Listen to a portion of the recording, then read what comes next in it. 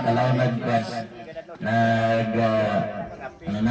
nagpangabuhi. Junior ito si Lolo Upat. Si Kalaw na panahag nila magamit. Okay? Sige, nabunag si Lola Alicia sang September 13 tuig 1955 o 1955 dito sa Alimudjan, Iloilo. Sino nakakato sa Alimudjan? Mga karayaan na dito, no? Mga karayaan. Dito ko nang natawa ang iban. Sige, dito mo na natawa si Lola. Kaya sila ni Lola Piling at ni Lola Kalaw, dito sila nagapangabuhi sa una.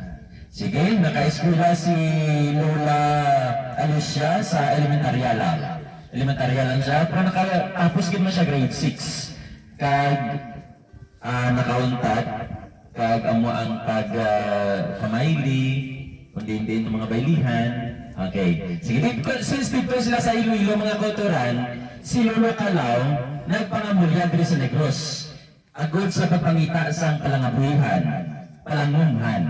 Kag nakalapot diri siya sa atong lugar, sa Barangay Bantayan, Kabangkalan City. Siguro banwa ka na sa una. Sako pa sa ilog. Kalabot diri sila.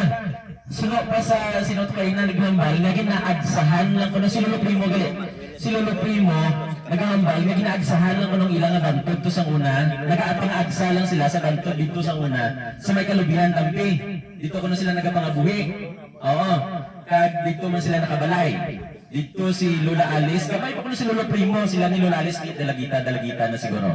And then, doon namin ang kita nila Dre, doon ka namin isang ila panuma, ginsugat ni Lolo Kalaw ang iya nga mga pamilya o kung asawa kay kabataan dito, kag nag-migrate, nagbalhin na lang dito sila, kag Dre nagpangabuhi. Tungod kay, hindi mo taman manigar si Lola Alice, gwapahan, gwapa si Lola Alice, pero ang picture yan nga tigulang na siya, AI lang din siya na medyo maghamis-hamis gawa. Pero hindi naman manigar si Lola, gwapa. Tapos, ang mga kababainan sa una, hingin. Pero nagpapamayli.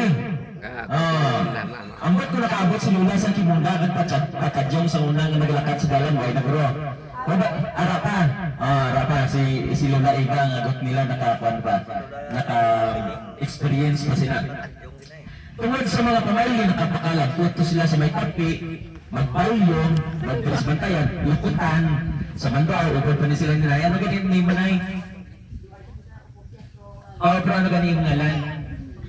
Muray, si Lola Muray. O si Lola Muray, kaya na nagdugang-dugang ini siya ko.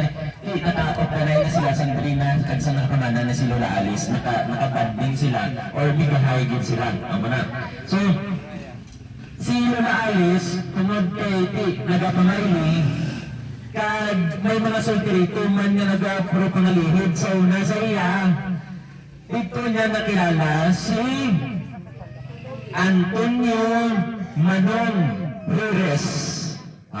Amo ni si Lolo Tony. Ang iya